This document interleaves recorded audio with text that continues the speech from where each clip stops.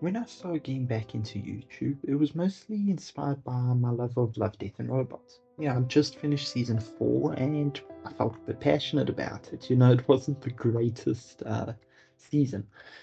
But now that I've done Love, Death and Robots and Secret Level, which are both good series on their own, I feel like I want to talk about one of my other passions, and that would be roguelikes.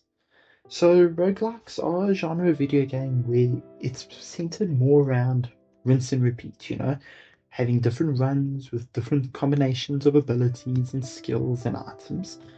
And to mix up my fun sense a little, I actually want to talk about my 5 favorite roguelikes. These are all excellent games and they're pretty mainstream, so you'll probably have heard of them. If you'd like to, go give them a shot and let me know what you think. Starting off with number 5.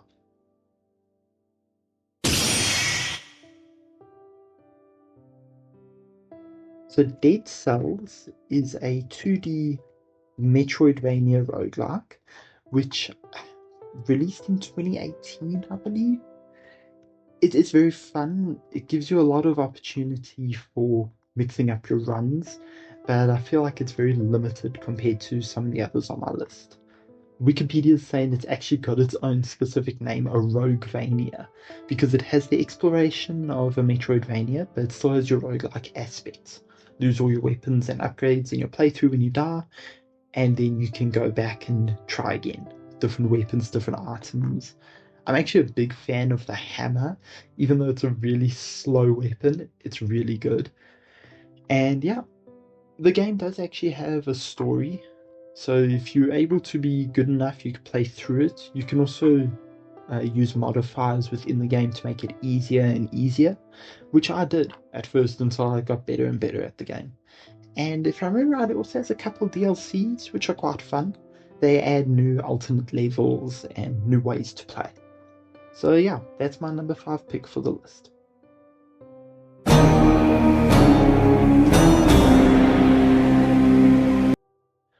At number 4, we have Hades. Now, I haven't played Hades 2, and for a few reasons which I'd rather not get into. Well, most of the fact is that I have nothing I could run it on and can't buy it, so fuck that. But the game itself is also a pretty new one. Let me just double check when it released. Yeah, this was released in 2020.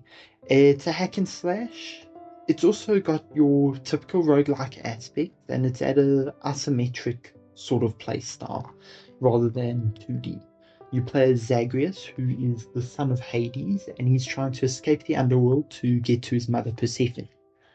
Now, throughout the way, you can get different abilities based on all the different Greek gods, and your bosses are going to be from Greek mythology, like the Minotaur, and if I remember right, Achilles is one of the bosses. It's very cool. After you've finished the game, there isn't really much left to do other than just keep running. But other than that, it's definitely worth it. And from what I've heard, Hades 2 is very good. So that's also worth giving a shot.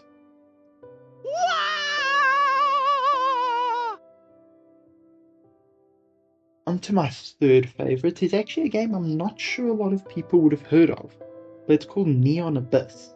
Now, Neon Abyss is less of a mainstream game and it's more of an indie release.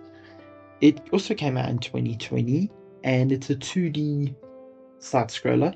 I won't say side scroller, but yeah, it's an action roguelike with hundreds of weapons from what I've seen.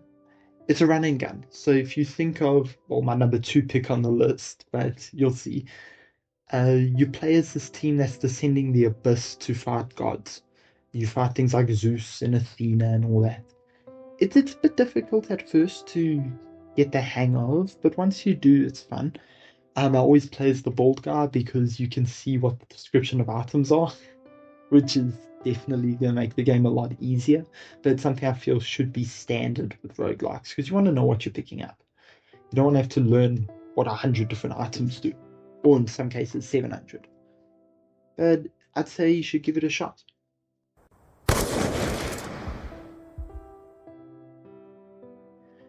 My number 2 on this list is Enter the Gungeon. Now, Enter the Gungeon is also more of an isometric game. I'd say it's isometric, but it is 3D. And you play as these characters entering a dungeon, and it's a bullet hell.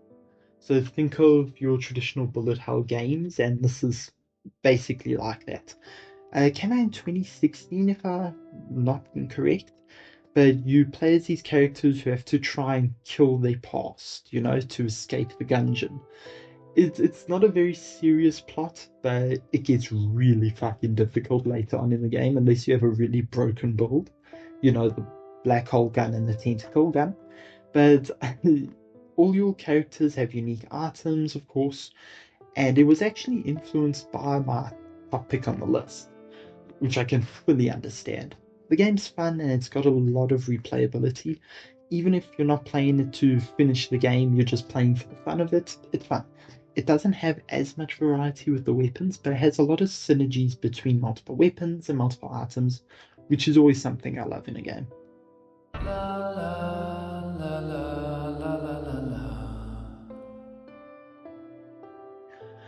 But of course, that's nowhere near compared to my number one pick, which I think is a lot of people's number one pick because when it comes to variety, replayability, and everything, then there is no trumping The Binding of Isaac. Now, The Binding of Isaac first released on Flash, and I think it came out in 2010, but it's gotten so many DLCs since then. I mean, now it's on The Binding of Isaac Rebirth Repentance Plus, which has a whole bunch of changes. I think there's almost 1,000 items in this game, which without a mod, you don't have the descriptions for them. It's a game where I've played enough that I know every item off by heart, that I know all the effects, but I would suggest you playing with the item description mod. It has 28 characters now, I think. They vary from being excellent, like Base Isaac is one of the best characters to play as, to being completely fucking terrible, like Blue Baby. But other than that, no matter what character you're playing as, there's always the opportunity for a completely broken run, or just a really difficult challenge. And it's one of those games you can play over and over. No two run will ever be the same. I mean, there's YouTubers who have thousands of videos just playing Binding of Isaac. People like Sinvicta and Huts and that sort of thing. So yeah, no, I definitely recommend it above any other one on this list. So yeah, that's my pick for my top 5 favorite roguelikes. I know this is a very different kind of video compared to my other ranking videos, and to be honest, I was planning on doing a Fear Street review video, but I got like 10 minutes into recording and realized I wasn't having fun with it, so I decided to ditch it. Not sure what my next video is going to be, but stick around. If you have anything you want me to have a look at and review, let me know and I'll try it out. And that's all. I'll see you all in the next one.